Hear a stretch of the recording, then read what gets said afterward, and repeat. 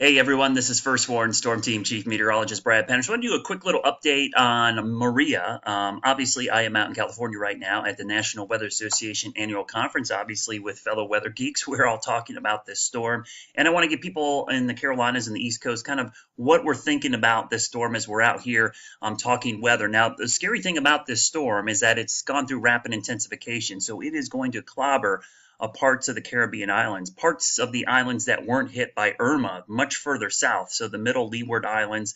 But then it's going to move up towards areas near Puerto Rico and again the U.S. and British Virgin Islands. Here was the 11 a.m. advisory. You could see the track pretty much straight towards Puerto Rico by Wednesday morning as a Category 4 storm. Winds will be close to 140 to 150 miles per hour. It's always tough to indicate the intensity in these because it's going through rapid intensification now. So there's a chance it could kind of fluctuate with that intensity with eye wall replacement cycles, we call it. But then once it moves past Puerto Rico, which it's going to take a direct hit, you can see it's going to move north of the Dominican Republic and then east of the Bahamas. Now, for the mainland U.S., this could be a sign of it recurving, but there's some weird things going on between it and Jose. Let me show you Jose, which is up to the north. Now, Jose is kicking some big old swells up and actually prompting some tropical storm watches and tropical storm warnings up and down the northeast coast. You could see those in effect from the Jersey Shore all the way up towards Massachusetts. It's going to become more of a nor'easter. It's still going to be out there, but it's going to kind of meander for a while. And then behind it, you can see Maria moving towards the northwest. It looks like it's going to follow the weakness that Jose is leaving behind. But what's interesting is we might get a little bit of a Fujiwara effect. And what I mean by that is I'll show you in the models. So if you look carefully, you can see there's Jose. Jose is right there. You can't even see Maria yet. But watch what happens as Jose kind of weakens and kind of sits there.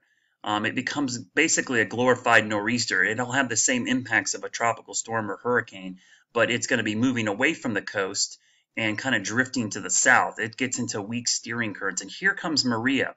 Now, Maria is naturally going to be attracted to the weakness around the subtropical ridge that Jose has left behind. But watch as they kind of interact. It looks like they might do a Fujiwara, which means they might rotate around each other, where the remnants of Jose could get kicked back to the west and maybe make landfall as some kind of low, or that doesn't look like much, but it's probably going to be some kind of hybrid type system moving into areas of the Tidewater region. And then that would actually help kick Maria out to the east. And you can see with time, and this is going into next Wednesday, Maria gets kicked off to the northeast and moves out, and then eventually Jose moves out. So look at that weird interaction there. I got to be honest, I don't think the models are going to handle that very well, but it'll be interesting to see if that actually starts to play out. Now, as far as the models are concerned, I'm going to turn off Jose here for a second so it's not in the way, and I'm going to throw up some of the models, the spaghetti plot, so you guys can kind of get an idea on where at least some of the models are hinting that this is going to go. Let me go back up to my models here. There we go. And I'm going to turn on, hopefully just Maria here. We don't want to get too cluttered. So I'm going to try to turn off Jose. So bear with me. I'm going to turn off some of the other data. And I'll turn on all the model plots for Maria. There we go. Let me turn off Jose. And we'll turn off Lee, which is a tropical depression. So we'll widen this out, and you can kind of see what the guidance is looking at here. This general trend where Maria is going to move northwest and then try to recurve off the east coast. So it's kind of a weird setup where I don't think Maria is going to have a direct impact on the east coast, but it might help kick whatever's left of Jose back to the west. So Jose has been doing all these loop-de-loops and been sitting out there, it seems like forever. If you look at the track, Jose's done one of these, and it might do another loop up here, and it might eventually come back to the west where Maria would actually do one of these. The only good scenario in this is that Maria would be the stronger storm. It would move away, and Jose would be the weaker system. So still a lot to keep an eye on. Everybody from Florida to Maine certainly has got to keep an eye on this storm, but Right now, it doesn't look like Maria will have a direct impact on the U.S., but it's honestly one of those things where it's too early to say.